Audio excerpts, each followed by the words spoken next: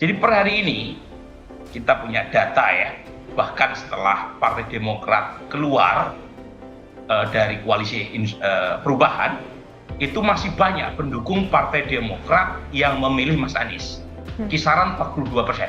Selamat siang para netizen dimanapun kita berada, salam inspirasi bagi kita semua. Ya, menarik begitu kan. Ternyata ya kata Burhanuddin Muhtadi begitu kan, ya mengatakan bahwa 42% ya pendukung dari Anies Baswedan. Wow. Ada apa begitu kan? Coba bayangkan, 42% loh begitu. Ini bukan angka yang tidak sedikit begitu kan. Ini luar biasa angkanya begitu. Jadi artinya apa? Artinya selama ini ya bisa saja Partai Demokrat ini adalah gerbong kosong begitu kan ya. Konstituennya, simpatisannya, bahkan kader-kadernya mungkin ya di satu sisi dalam temuan survei ini masih mendukung Anies Baswedan. Karena apa? Alasannya satu, karena ingin perubahan ya. Ternyata juga ingin perubahan begitu kan. Saya kira mungkin dari gerbong Partai Demokrat, P3, terus kemudian dari PAN begitu kan ya, dianggap sebagai yang kemudian konstituennya dan para pendukungnya dan bahkan para kadernya banyak yang mendukung Anies Baswedan. Dan inilah yang kemudian ditemukan oleh lembaga survei begitu kan. Jadi kalau kita melihat realitas dan perkembangannya, ya memang agak benar juga di satu sisi begitu kan ya. Walaupun Partai Demokrat berlabuh sana sini begitu kan dianggap sebagai tidak konsisten pada hari ini, dan ternyata apa? 42% pendukung dari Partai Demokrat masih mendukung Anies Baswedan.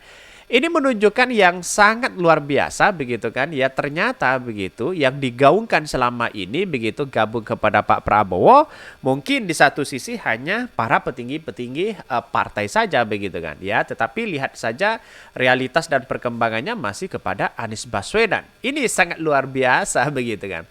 Bahkan ya dari komentar-komentar dari Burhanuddin Muhtadi mengatakan ini begitu kan. Jadi artinya apa?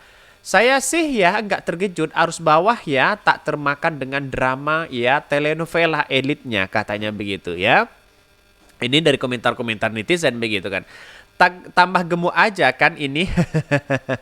Emang Partai Nasdem ke Pak Anies semua katanya begitu. Inilah akibatnya gerasa gerusu. Karena sebenarnya yang masuk jadi pendukung Demokrat akhir-akhir ini adalah pendukung Pak Anies Baswedan. Pendukung lama mereka sudah pada cabut pasca Pak SBY step down ya. Mereka adalah partai yang berbasis tokoh, bukan tapi partai kader organik kayak PKS atau PDIP. Artinya apa? Bisa saja terjadi hal-hal seperti itu begitu kan ya, turun-temurun di situ begitu kan, partai dinasti. Kira-kira seperti itu begitu. Orang mengatakan, "Wah, kalau ini partai dinasti gimana? Kesempatan untuk menjadi ketua umum itu tidak bisa begitu kan." Sudah berpuluhan tahun di partai itu begitu, lama-lama tidak menjadi ketua saja begitu kan ya. Artinya apa? Selama ini kalau kita melihat dari pendukung-pendukung selama ini begitu kan di Partai Demokrat yang masih di koalisi perubahan, ternyata begitu kan elektabilitas AHY naik, Partai Demokrat naik ketika bergandengan dengan masuk ke koalisi perubahan begitu kan. Karena dianggap sebagai ya magnet dari Anies Baswedan itu bisa menjadi dampak kepada Partai Demokrat begitu kan. Coba setelah keluar dari mereka begitu, apa begitu kan ya yang mau diharapkan dari masyarakat? Jangan-jangan konstituennya enggan untuk memilih ya Partai Demokrat. Kan begitu logikanya begitu. Artinya selama ini melihat potensi dari Partai Demokrat, wah ini di masyarakat sudah tidak begitu diminati, mungkin seperti itu begitu ya. Jadi agak kecewa, gerasa gerusu ya, musang berbulu domba begitu kan. Dicap sebagai mengatakan wah ini ada pengkhianatan katanya seperti itu begitu ya. Tetapi inilah politik kita begitu, ada pro dan ada kontra begitu ya. Apa kabarnya dengan rumput PKB? Katanya begitu. Demokrat 10 tahun berkuasa tak menghasilkan apa-apa untuk negara kalau masih dipakai. Katanya nih 42% dari 9% suara Demokrat secara nasional itu berapa banyak sih bro ya, bisa dihitungkan. Tapi jangan sampai terjadi lagi peristiwa ya 6,9 turun ya jadi 0,60 yang viral itu katanya begitu. Bisa saja terjadi begitu. Ini tidak hanya terjadi di Partai Demokrat namun juga di P3 dan PAN ya, Golkar banyak akar rumput yang melabuhkan ya harapan kepada Anies Baswedan. di akar rumput P3 dan PAN jumlah ya pemilih presiden Anies Baswedan malah lebih banyak. Wow, ada apa begitu kan? Ini kan menjadi potensi sekali begitu kan ya. Bisa menaikkan di satu sisi karena mungkin ya karena ingin apa namanya bersama dengan Anies Baswedan di satu sisi begitu kan. Karena ingin menganggap bahwa Anies Baswedan adalah sebagai agen perubahan begitu kan. Kan bisa saja terjadi seperti itu begitu kan. Kayak yang namanya politik ya ada pro dan ada kontra begitu. Tetapi menurut saya pribadi, kalau dari P3, PAN, terus kemudian Golkar, terus kemudian Demokrat begitu, akar rumputnya P3, akar rumputnya begitu kan, lalu kemudian mendukung Anies Baswedan, jelas kemenangan Anies Baswedan mutlak di situ ya bisa saja menang satu putaran. Kira-kira kan seperti itu logikanya begitu. Artinya melihat dari 42% itu angka yang fantastis loh begitu kan. Berapa persennya yang hanya kepada Pak Prabowo? Kan kira-kira seperti itu begitu. Jadi selama ini yang digaungkan apa namanya Partai Demokrat begitu kan dan pada akhirnya konstituennya bisa saja mendukung Anies Baswedan di situ begitu. Dan bahkan ini Burhanuddin Muhtadi 42% pendukung Partai Demokrat masih mendukung Anies Baswedan. Bayangkan begitu. Apa yang kita lakukan kalau seperti ini begitu. Jadi menurut saya pribadi langkah ini langkah yang menjadi titik temu bahwa apa namanya yang namanya politik atau langkah dari Partai Demokrat kan sudah ketahuan kemana arahnya begitu. Ini ya, Direktur Eksekutif Lembaga Survei Indikator Politik Indonesia, Burhanuddin Muhtadi mengatakan, walaupun Partai Demokrat sudah meninggalkan koalisi perubahan dan mencabut dukungan terhadap Anies Baswedan, tapi masih ada 42% ya pendukung Partai Demokrat yang mendukung Anies Baswedan. Bayangkan begitu. Itu masih mendukung Anies Baswedan begitu kan. Jadi dari kalkulasi inilah, dari lembaga survei inilah yang kemudian menjadikan tolak ukur bahwa Partai Demokrat dianggap gerbang kosong begitu kan ya. Karena pada hakikatnya 42% itu angka yang fantastis begitu kan. Mungkin ya karena simpati kepada Anies Baswedan, sudah karena nyaman dengan koalisi perubahan ya, karena sudah eksis di situ begitu, mau tidak mau ya harus seperti itu begitu kan. Atau jangan-jangan begitu di kalangan daerah itu banyak pendukung Anies Baswedan sehingga partai caleg begitu kan atau caleg dari Partai Demokrat mau tidak mau kalau ingin menang begitu kan ya harus nempel kepada pendukung-pendukung mereka begitu seolah-olah pro terhadap Anies Baswedan. Kan begitu logikanya begitu. Bisa saja itu terjadi begitu kan. Karena para caleg-caleg yang di bawah itu seolah-olah tidak memikirkan yang di atas begitu kan ya. Yang penting apa yang diinginkan oleh masyarakat di situ begitu.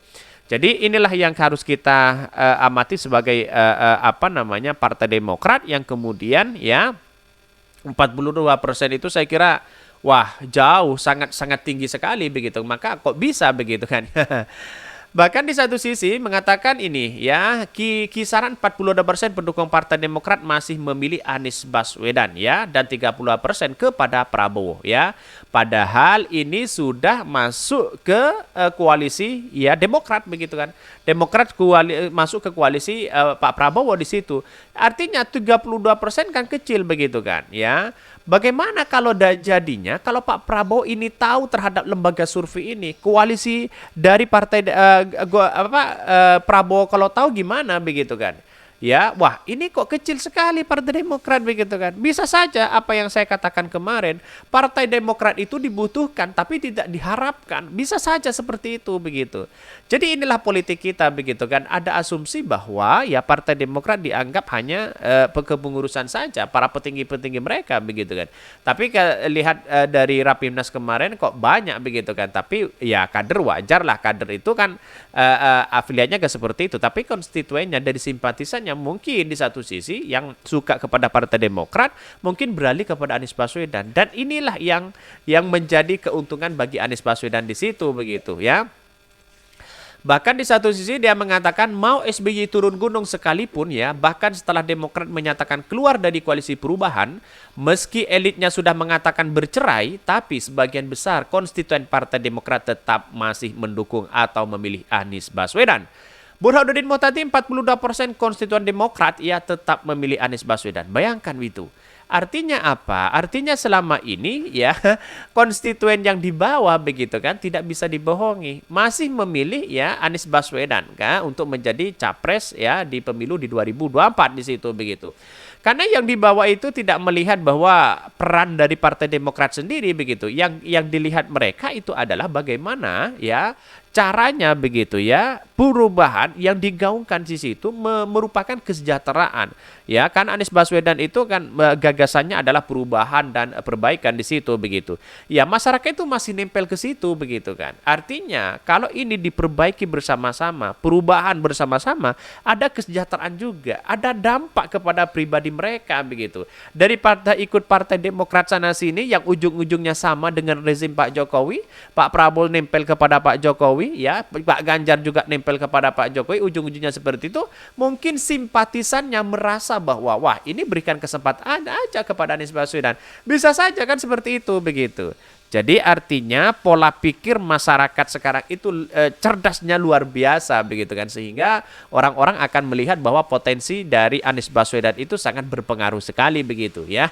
Ini nih walaupun ya katanya walaupun Pak SBY turun gunung sekalipun begitu kan, dan apa yang disampaikan oleh Pak SBY begitu ya, siap memenangkan ya Pak Prabowo. Saya siap turun gunung begitu katanya begitu bersama dengan Pak Prabowo. Tapi ujung-ujungnya nanti malah menyodorkan cawapres. Bisa saja seperti itu begitu kan, karena ini politik masih dinamis. Selama masih belum daftar di KPU ya, potensi dari dinamika politik itu masih terjadi, masih dinamis ya. Mungkin itu yang kami sampaikan ya, tonton terus channel Hodari Podcast Rakyat ini karena ada berita-berita menarik dan viral setiap harinya. Salam para netizen, salam inspirasi bagi kita semua. Jangan lupa di subscribe di YouTube Hodari Podcast Rakyat ini.